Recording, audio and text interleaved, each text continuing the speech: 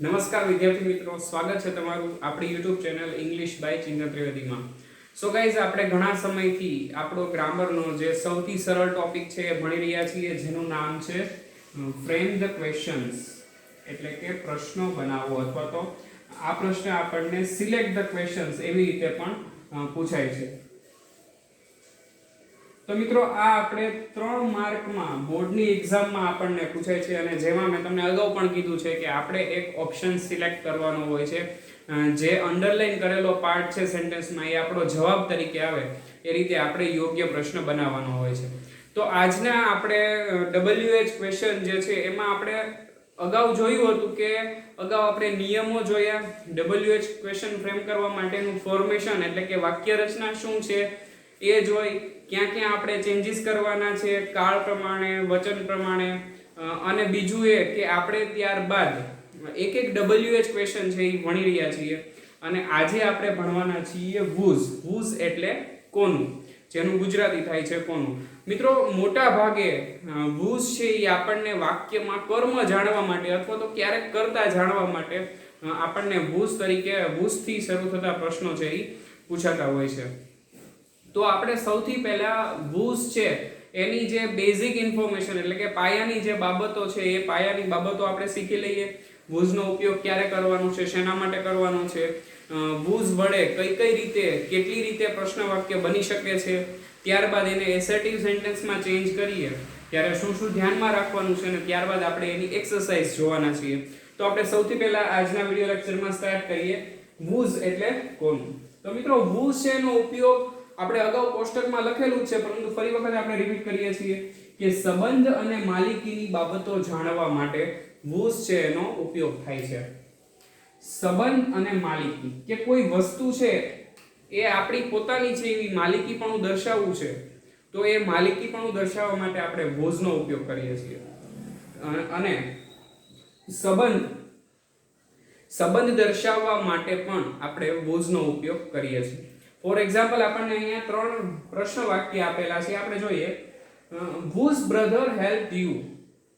આપણે કાંઈ નથી કરવાનું, આપણે માત્ર સમજવાનું છે કે whose નો ઉપયોગ કઈ રીતે થયેલો છે. whose brother helped you એનું આપણે ગુજરાતી કરીએ તો શું થાય કે કોના ભાઈએ તમને હેલ્પ કરી હતી, કોના ભાઈએ તમને મદદ કરી હતી. તો કોના ભાઈએ, બરાબર, તો એ સંબંધની વાત છે, તો સંબંધ દર્શાવવા માટે અહીંયા whose નો ઉપયોગ થયેલો છે. ત્યારબાદ છે whose acting do you like to watch, કે તમને કોની એક્ટિંગ જે છે એ જોવી ગમે છે, તો કોની, બરાબર. તો અહીંયા મિત્રો માત્ર કોનું લખ્યું છે એટલે એવું નથી સમજવાનું કે કોનું એટલું જ તે ઉપયોગમાં લેવાનું. કોનું, કોની, કોના એ બધા શબ્દો જે છે એ અહીંયા આપણે ઉપયોગમાં લેવાના છે. અને ત્યારબાદ જે ત્રીજો પ્રશ્ન આપેલો છે whose prayers are you chanting in the morning, કે તમે સવારમાં કોની પ્રાર્થનાઓ ગાવ છો. ચાન્ટિંગ એટલે ઉચ્ચારણ, બરાબર, કે તમે કોની પ્રાર્થનાઓનો ઉચ્ચાર કરો છો સવારમાં. તો અહીંયા જ્યાં જ્યાં કોનું, અહીંયા એવું whose brother help you, કોના ભાઈએ તમને મદદ કરી હતી. whose acting do you like to watch, તમને કોની એક્ટિંગ છે એ જોવી ગમે છે. whose prayers are you chanting in the morning, કે તમે કોની પ્રાર્થના સવારમાં ઉચ્ચારો છો. તો આ બધા પ્રશ્નો છે એ મિત્રો whose થી શરૂ થતા પ્રશ્નો છે, અને whose થી શરૂ થતા પ્રશ્નો છે એના આન્સર એટલે કે જે આપણને વાક્ય આપેલું છે અને વાક્યમાં જ્યાં અંડરલાઈન આપેલી છે એ અંડરલાઈન કરેલો પાર્ટ આપણા જવાબમાં આવે એ રીતે આપણે આ વાક્યો છે એને ફ્રેમ કરતા હોઈએ છીએ. હવે ફોર એક્ઝામ્પલ કે ભાઈ પહેલું સેન્ટેન્સ અહીં આપેલું છે whose brother helped you, એનો તમે જ્યારે આન્સર તો આપણે નથી દેવાનો, પરંતુ એ કયું વાક્ય આપ્યું છે અને તમે આ whose brother help you એવો તમે પ્રશ્ન બનાવો છો. તો ફોર એક્ઝામ્પલ આપણે આ પ્રશ્ન છે એનું સેન્ટેન્સ તમને કઈ પ્રકારનું આપેલું હોય એવું એક વાક્ય બનાવીએ.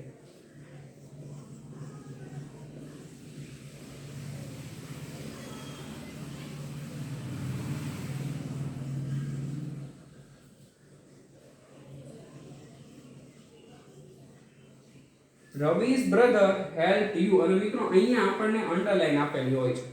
અને આ અંડરલાઈન કરેલું જે સેન્ટેન્સ છે એનો આન્સર આપણે આવી રીતે ઓપ્શન આપેલા હશે આવા, એમાંથી આપણે સિલેક્ટ કરવાનો અને આનો આન્સર અત્યારે શું બને છે તો કે અહીંયા આપેલું છે કે whose brother help you, Ravish brother help you, sorry આ ક્વેશ્ચન માર્ક નહીં આવે, બરાબર. અને અહીંયાથી જે અંડરલાઈન કરેલો પાર્ટ છે એ આપણો જવાબ બને એ રીતે આપણે સવાલ બનાવવાનો છે. એટલે મિત્રો રવિશની જગ્યાએ શું આવશે? whose brother. હવે રવિશ બ્રધર એ સંબંધની વાત છે. સંબંધની વાત જ્યારે આપણે દર્શાવવી હોય ત્યારે આપણે whose નો ઉપયોગ કરીએ છીએ. તો મિત્રો તમને પાછો એવો સવાલ પણ થશે, આઈ એમ શ્યોર કે થશે જ તે, કે આપણે who માં એવું જોયું હતું કે ભાઈ who થી પ્રશ્ન વાક્યની શરૂઆત થાય તો જવાબમાં આપણને કોઈ વ્યક્તિનું નામ છે એ મળતું હતું અથવા તો કર્તા મળતું હતું. તો તમે એમ કહેશો કે સર અહીંયા તો કર્તા જ આપણને મળે છે, પરંતુ આપણે સાથે સાથે એ પણ જોવાનું છે કે અહીંયા સંબંધ કે માલિકીપણું દર્શાવવાની વાત થતી હોય તો આપણે who ની જગ્યાએ પાછો whose નો ઉપયોગ છે એ કરીએ છીએ. તો હવે આપણે એ જોઈએ કે whose વડે પ્રશ્ન વાક્ય છે એ કઈ કઈ રીતે અને કેવી રીતે બની શકે છે.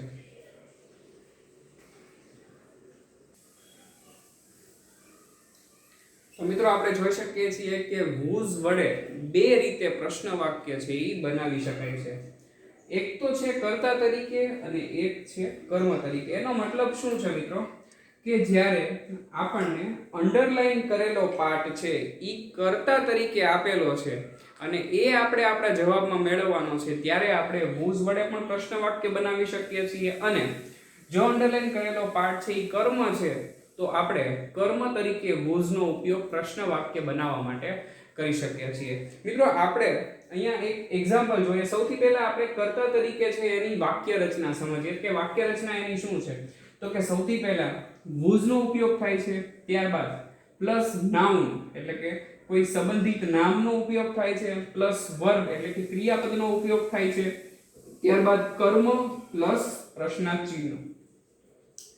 તો મિત્રો આપણે એક વાક્ય રચના છે એની ઉપરથી આપણે એક સેન્ટેન્સ બનાવીએ. આપણે એક સેન્ટેન્સ લખીએ. સૌથી પહેલા શું લેવાનું છે? whose નાઉન તરીકે આપણે લઈએ mother called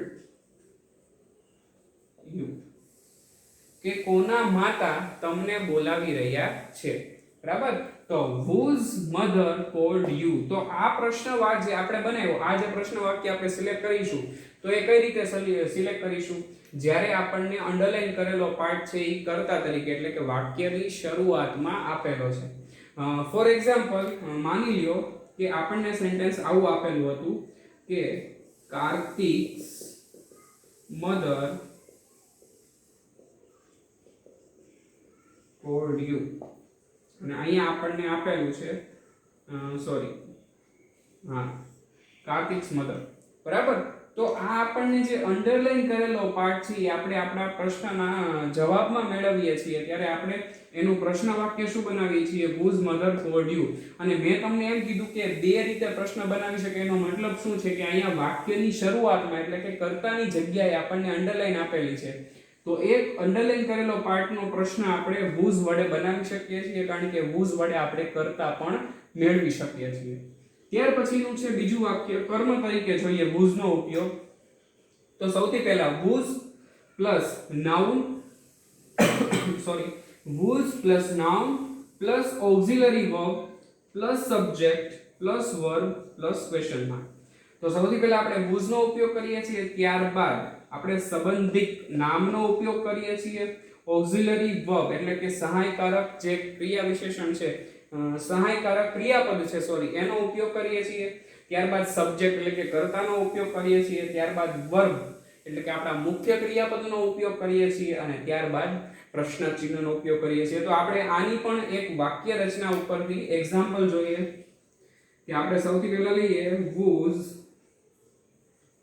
song are you singing, કે તમે કોના ગીત ગાઈ રહ્યા છો? whose song are you singing now. તો મિત્રો કર્મ તરીકે આપણે જ્યારે આપણે whose વડે પ્રશ્ન વાક્ય બનાવવું છે ત્યારે આપણે આ પ્રમાણેની વાક્ય રચનાનો ઉપયોગ કરીશું અને જ્યારે આપણે કર્તા તરીકે whose નો ઉપયોગ કરવો છે ત્યારે આપણે અહીંયા જે આપેલી છે વાક્ય રચના એ પ્રમાણે વાક્ય રચનાનો ઉપયોગ કરીશું.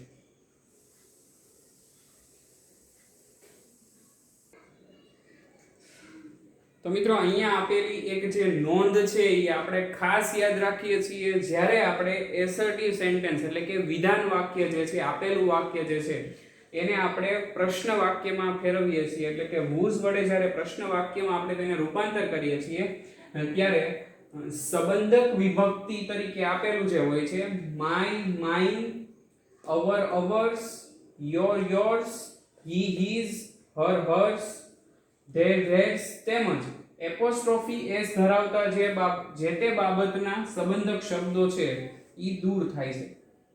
તો મિત્રો અહીંયા અબડી મોટી નોટ લખેલી છે તો એને જોઈને જરા પણ ગભરાઈ જવાનું નથી, કારણ કે આપણે યાદ એટલું રાખવાનું છે કે અહીંયા જે સંબંધક વિભક્તિના શબ્દો આપેલા છે એટલે કે આપણને જે અંડરલાઈન કરેલું જે સેન્ટેન્સ આપેલું છે એમાં જે આવા સંબંધક વિભક્તિના શબ્દો આપેલા છે ઈ જ્યારે આપણે પ્રશ્ન વાક્યમાં ચેન્જ કરીએ છીએ એટલે આપણે જ્યારે પ્રશ્ન વાક્ય સિલેક્ટ કરીએ છીએ ત્યારે આપણે ખાસ જોવાનું છે કે આપણે જે પ્રશ્ન વાક્ય સિલેક્ટ કર્યું છે એમાં આવા શબ્દો છે એ સેન્ટેન્સમાં હોવા જોઈએ નહીં. એટલે કે જ્યારે આપણે એને પ્રશ્ન વાક્યમાં રૂપાંતર કરીએ ત્યારે આ જે શબ્દો છે એ વાક્યમાંથી નીકળી જાય છે. અહીંયા આપણને બે એક્ઝામ્પલ આપેલા છે એનું આપણે પ્રશ્ન વાક્ય બનાવવાનું છે. તો સૌથી પહેલા આપેલું છે This bag is mine અને અંડરલાઈન કરેલો પાર્ટ કયો છે? અંડરલાઈન કરેલો પાર્ટ છે mine. આ બેગ મારું છે. જો માલિકી દર્શાવે છે કે બેગ ઉપરની માલિકી છે કોની છે તો કે મારી છે. તો હવે માઇન શબ્દ છે ત્યાં અંડરલાઈન કરેલો છે સોરી માઇન શબ્દ છે અંડરલાઈન કરેલો છે એટલે હવે આપણે માઇન શબ્દ છે એ આપણો જવાબ બને એવી રીતે પ્રશ્ન વાક્ય બનાવવાનું છે. તો પ્રશ્ન વાક્ય શું બનશે? Whose bag is this? કે આ બેગ કોની છે? તો જવાબ શું છે? આ બેગ મારી છે. બરાબર. તો અહીંયા માઇન છે એ આપણને જવાબ તરીકે મળશે. ત્યાર પછીનું સેન્ટેન્સ છે Arpita will go to Ambaji with જાનકી's sister. કે અર્પિતા છે ઈ જાનકીની બહેન સાથે અંબાજી જવાની છે. તો હવે આ તમે જો તો અહીંયા જાનકી's sister એટલે કે આ છે આપણે કર્મ તરીકે whose નો ઉપયોગ કરવાનો છે. તો કર્મ તરીકે whose નો ઉપયોગ કરવાનો છે એની માટેની આપણે હમણાં જ વાક્ય રચના જોઈ હતી. બરાબર. તો આ પ્રશ્ન વાક્ય જે છે એ આપણે બનાવવું હશે તો કઈ રીતે બનશે? તો મિત્રો સૌથી પહેલા આપણે with છે એને આગળ લેવું પડશે. બરાબર. કે કોની સિસ્ટર સાથે અર્પિતા અંબાજી ગઈ હતી એવું આપણે પ્રશ્ન બનાવવાનો છે. બરાબર. તો સૌથી પહેલા with છે એને આગળ લઈશું with whose sister will આપણે સહાયકારક ક્રિયાપદ. જો સૌથી પહેલા આપણે whose નો ઉપયોગ કર્યો, ત્યારબાદ noun નો ઉપયોગ કર્યો, ત્યારબાદ આપણે સહાયકારક ક્રિયાપદનો ઉપયોગ કરવાનો છે will with whose sister will પછી આપણે આવશે સબ્જેક્ટ. સબ્જેક્ટ કોણ છે? અર્પિતા. will અર્પિતા. ત્યારબાદ આપણું મુખ્ય ક્રિયાપદ છે go to અંબાજી અને પ્રશ્ન ચિહ્ન with whose sister will Arpita go to Ambaji. કે અર્પિતા કોની સિસ્ટર સાથે અંબાજી જવાની છે.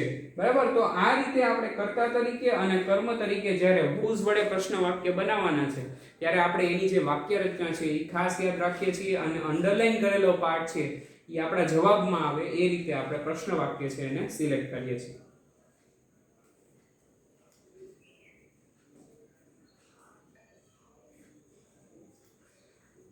તો મિત્રો આપણને પરીક્ષામાં આ પ્રમાણે વાક્યો આપેલા હોય છે અને જે અંડરલાઈન કરેલા શબ્દો છે એનો આપણે પ્રશ્ન વાક્ય બનાવવાનું હોય છે.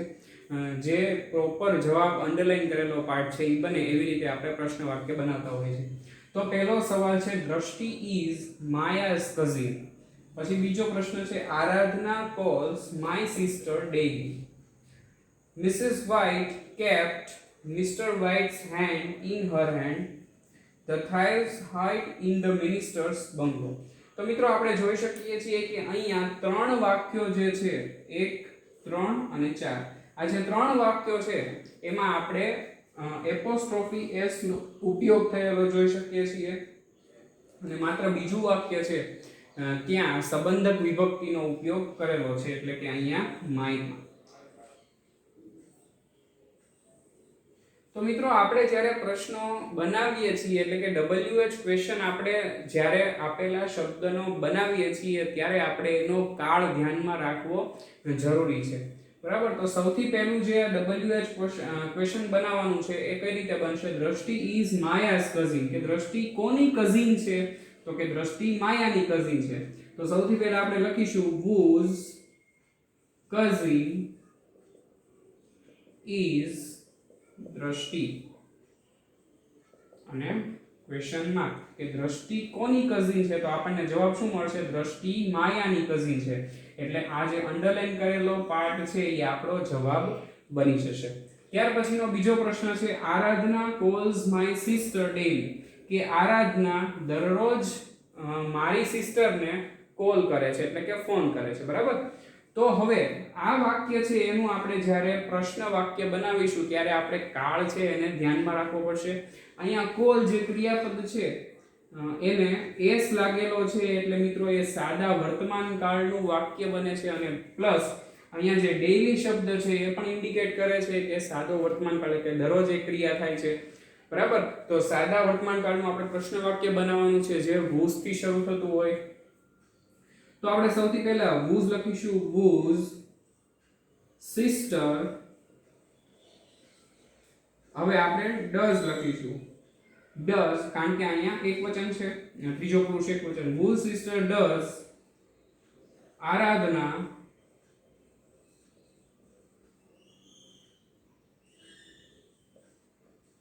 call daily. whose sister does Aradhana call daily. હવે મિત્રો એક ખાસ અહીંયા ધ્યાન રાખવાનું છે કે આપણે અહીંયા does નો ઉપયોગ કર્યો છે. એ does નો ઉપયોગ શા માટે કર્યો છે? કારણ કે આરાધના જે આપણો સબ્જેક્ટ છે એ શું છે? ત્રીજો પુરુષ એકવચન છે, અને ત્રીજો પુરુષ એકવચન જ્યારે હોય ત્યારે આપણે ક્રિયાપદને s કે es લગાડતા હોય છે, અથવા તો એની સાથે do કે does માંથી આપણે does નો ઉપયોગ કરતા હોઈએ છીએ. તો મિત્રો અહીંયા does નો ઉપયોગ એટલે થયેલો છે. ત્યારબાદ અહીંયા calls છે અને અહીંયા મેં call લખ્યું છે. એ શા માટે લખ્યું છે? તો કે એક વખત જ્યારે does લાગી જાય ત્યારે આપણે ફરી વખત પાછો મૂળ ક્રિયાપદનો ઉપયોગ કરીએ છીએ, એટલે call છે એ આપણું મૂળ ક્રિયાપદ છે. અને છેલ્લે મિત્રો પ્રશ્ન ચિહ્ન આપણે લગાડીએ છીએ. Mrs. White kept Mr. White's hand in her hand. હવે મિત્રો અહીંયા જોઈ શકીએ છીએ કે અહીંયા આપણને kept શબ્દ આપેલો છે જે V2 એટલે કે સાદો ભૂતકાળ દર્શાવે છે. સાદા ભૂતકાળનું પ્રશ્ન વાક્ય બનાવવા માટે આપણે શેનો ઉપયોગ કરીએ છીએ? did નો ઉપયોગ કરીએ છીએ. બરાબર. તો અહીંયા જેવી રીતે does નો ઉપયોગ થયો છે એવી રીતે અહીંયા did નો ઉપયોગ થશે, અને વાક્ય આપણું કેવી રીતે બનશે? તો આપણે Mrs. White kept Mr. White's hand in her hand છે, તો આપણે લખીશું whose hand did. આ સહાયકારક ક્રિયાપદ આવી ગયું. હવે આપણે સબ્જેક્ટ તરીકે લેવાનું છે Mrs. White. whose hand did Mrs. White kept છે એનું આપણે શું થઈ જશે? keep થઈ જશે. શા માટે? કારણ કે અહીંયા did નો ઉપયોગ આપણે ઓલરેડી કરી લીધો છે. keep. whose hand did Mrs. White keep in her hand? કે મિસિસ વ્હાઇટ છે એ કોનો હાથ પોતાના હાથમાં પકડે છે. બરાબર. તો કોનો હાથ પકડે છે? ઓબ્વિયસલી મિસ્ટર વ્હાઇટનો હાથ પકડે છે.